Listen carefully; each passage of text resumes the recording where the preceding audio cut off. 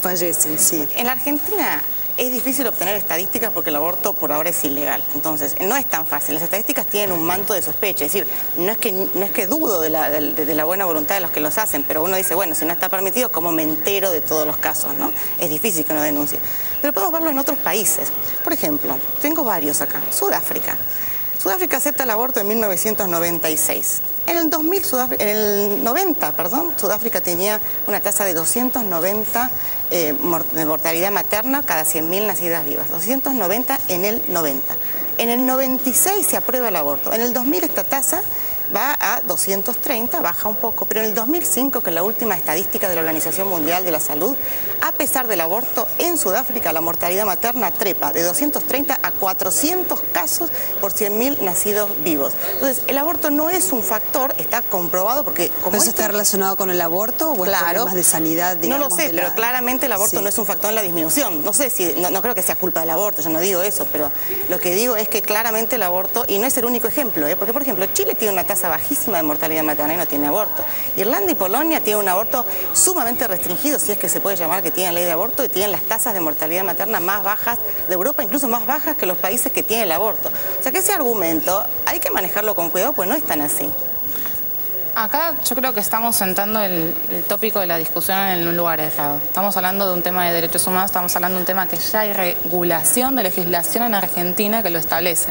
Entonces, seguramente esta guía, que si se pone en práctica es a través de una orden ministerial y podría ser a través de una ley que le daría una fuerza mayor y también un debate social más importante, seguramente será una buena medida. Ahora, estamos hablando de un derecho que ya está establecido, que ya tiene que tener la mujer acceso. Hoy en día la laguna... ¿Estamos hablando siempre, digamos, en el marco de la violación o ustedes están haciendo referencia al aborto en general? Yo estoy hablando a los 3 casos que se estipulan dentro del artículo 86 y estamos hablando desde este artículo. Ahora, la postura de Amnistía Internacional los abortos no punibles, y coincidimos en que no existe el derecho humano al aborto y eso está claro. Pero lo que pasa es que lo que Inés plantea es que, aunque haya violación, no habría derecho tampoco al aborto, más allá de la normativa judicial. Lo digo porque además se va a establecer este debate seguramente pronto, hasta te diría en el Congreso. No, seguro, hay que tener en cuenta de que pase lo que pase, se está eliminando la vida de una persona, se está matando, es la palabra, digamos, habitual.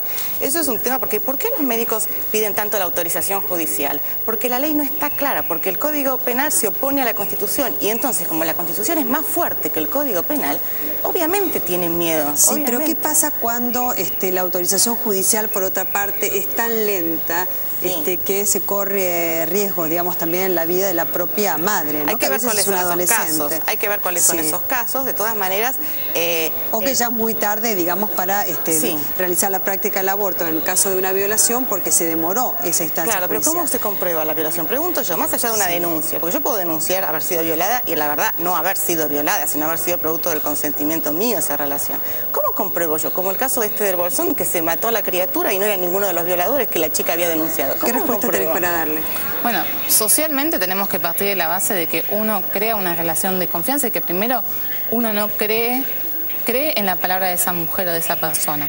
Ahora, esto lo estipula el Estado. El Estado se comprometió a que la mujer tenga acceso ante casos de violación. Entonces, la medida que estipule, si tiene que haber un análisis en el momento de un análisis de salud, una psicóloga, lo que fuere, que establezca los mecanismos necesarios, pero tiene que haber un mecanismo, no podemos seguir en esta laguna en la cual la mujer sigue estando frente a una ventanilla en la que no hay respuesta. El Estado se comprometió a respetar la vida desde la concepción, eso se comprometió en la Constitución. Lo que está por debajo de la Constitución y que se contradiga es inconstitucional, es claro. Habría que hacer una reforma constitucional para admitir el aborto, sí, claramente.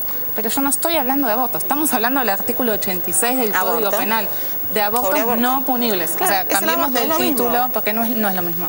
Abortos no punibles es una cosa, Amnistía Internacional no tiene una postura frente a la violencia contra las mujeres. Estamos hablando de mujeres que son víctimas de violencia. Entonces, y está comprobado, de seguridad, no de aborto. Déjame terminar la postura, está comprobado que esto no solamente habla de violencia física, violencia psicológica y sexual hacia la mujer, en la cual también tiene que haber una respuesta por parte del Estado. Claro que no podemos permanecer en silencio. Entonces, pero no es el aborto. Es otro tipo de respuesta, una respuesta de otro tipo. Igualmente, la mujer tiene libre consentimiento y elección. Esto también lo estipula el artículo 86. Ahora, la mujer tiene que poder elegir en casos de violación se accede o no al aborto no punible. Pero la elección pasa así ahí por tus valores, por tu decisión, por tu elección cultural, religiosa y demás, frente a esta situación de abortos no punibles. Pero la ley estipula que si sos víctima de violación, tenés que poder acceder al aborto no punible. Y el niño no puede elegir vivir o morir, o sea, alguien decide por él, la mujer.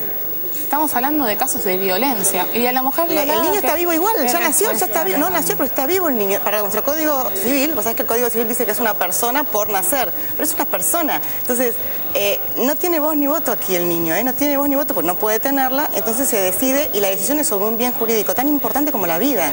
No, es gravísimo. Y además tenemos que hablar, a ver, cuando hablamos de aborto no tenemos que hablar solamente de aborto, tenemos que hablar de medidas previas a eso, de educación sexual, estamos hablando de aborto, cómo evitamos llegar a que la mujer no sea víctima de violencia. ¿Qué medidas se toman para que estos casos de violencia la mujer no tenga que llegar a un aborto? A ninguna mujer le agrada tener que llegar a ese momento de decisión tan difícil.